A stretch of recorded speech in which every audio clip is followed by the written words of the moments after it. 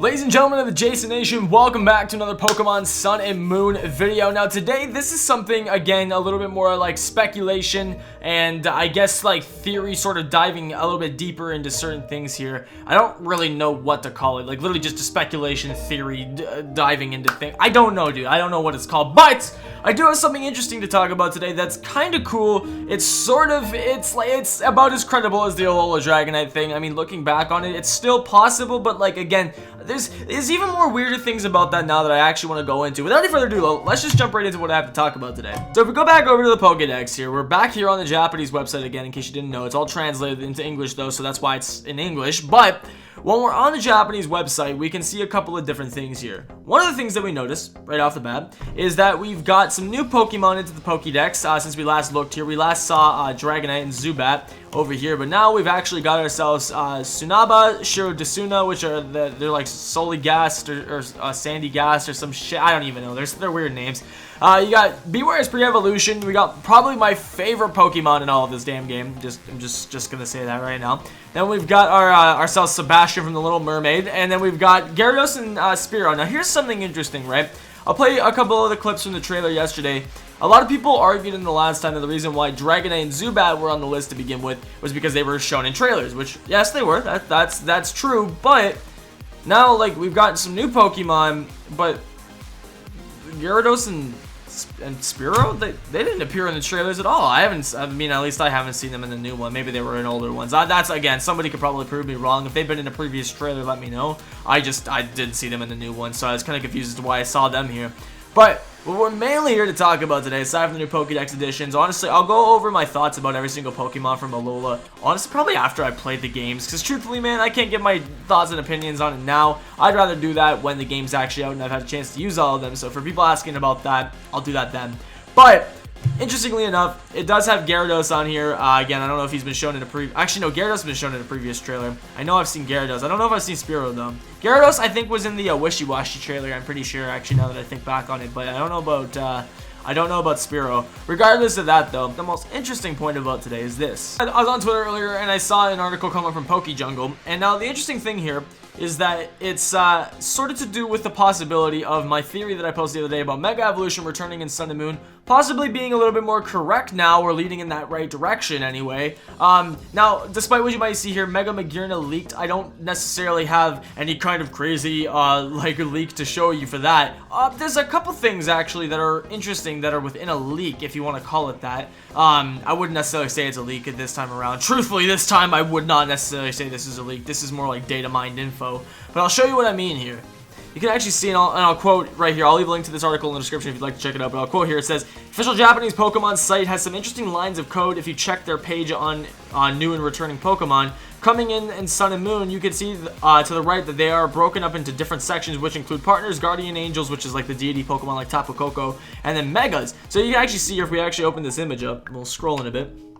So we can see here, this is just lines of code. I'm sort of somewhat familiar with code. I'm not too into this, but I've read a lot of like different code for games and websites and all that stuff before. So I mean, this is sort of recognizable in a way. But this does go on to show, basically, when you're, to sort of break it down, if you've never worked with code before, this is the sort of stuff that basically runs the foundation of the whole project itself. So of the game, every video game is comprised of code and different actions that are scripted within the code, and so therefore it allows the game to be played out how it's meant to be played. And so like when you trigger one action, it's like a switch. When you do one thing, it'll turn a switch on and off, and then it'll trigger another event to happen in the game that's supposed to correspond after that in the script. So for those of you who are like completely like script tech nerds, you guys know who you are. You probably think I'm a complete idiot for explaining this way, because honestly, man, I really am. I don't know too much about it, but that's like the for dummies way of explaining it. And so basically, when you look into code for anything, you'll have subcategories of different things, whether it be for like different Pokemon, different areas on the map, different coordinates, different items, whatever it may be, and they'll be broken out into subclasses, and then within those subclasses, they'll have subclasses of those subclasses that has all the different bits of code inside of them. So here you can see one of the things that actually shows off is some of the partner Pokemon, some of the legendary Pokemon, some of the guardian angel Pokemon, which is actually if we go here, I'll show you. So on this page here, this is where it's sort of talking about. You can see, and we'll sort of compare this image on the side here, so you can. So I'll download this and have this on the side so you can see. But what you can actually come to find out here is that all of the different sections you see that are sort of broken down, like you got the section ID equals partner, that would be this area right here, right? And what we can even do is if this is a little trick, but we can even see here ourselves, and I can actually see it within the website's coding, but you can actually see here that it does say section ID legendary, section ID mega, Guardian Angel, new, region, founded. But essentially here, what you can see is when we go over each of these areas, when you go over, like, let's say, we got Guardian Angel, you got new, region, founded. Let's actually, oh, we got mega here as well. So as you go over each section, you'll see, so right here, we're on the partners, or your starters section for the Alola starters. As we go down, you got legendary, and it sort of has like a blue box that, oh, I gotta make sure my OBS is, yeah, all right, we're good. You have a blue box that sort of goes around all the legendaries, right? But then, we're gonna keep scrolling down here. Phantom of Pokemon. You got Guardian Angel, right? That goes to Tapu Koko. Got new Pokemon, which leads to all these different ones down here. Got the region, which is even further down. I think that's region form, which is all the Alola forms. Then you got founded, Pokemon that have been found so far, which is a lot more than just those, in my opinion, because I've seen a lot more in trailers. But regardless, then we have the Mega section. So you wonder, wait, that's back up then. So if we go up, you can actually see that apparently that highlights this section where Magearna is, and it's very suspicious almost why this would be labeled underneath the Mega section.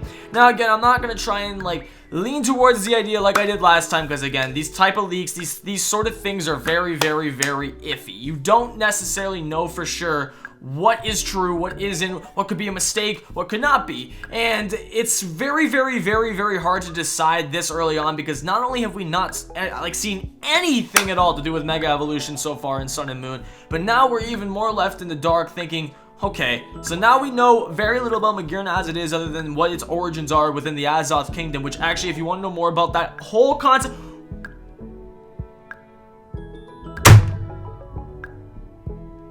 go watch my theory right now. Stop what you're doing. Stop what, this just clicked with me as I'm literally recording this video. I can't spoil why Magearna would have a Mega right now, but I just, holy shit, this just made so much more sense to me. Okay. Go watch my theory video that I will have on screen. I'll have a link to it. It'll be the first link in the description. Go watch that after you're done watching this. And I just thought of a whole nother reason why this could actually make a lot of sense.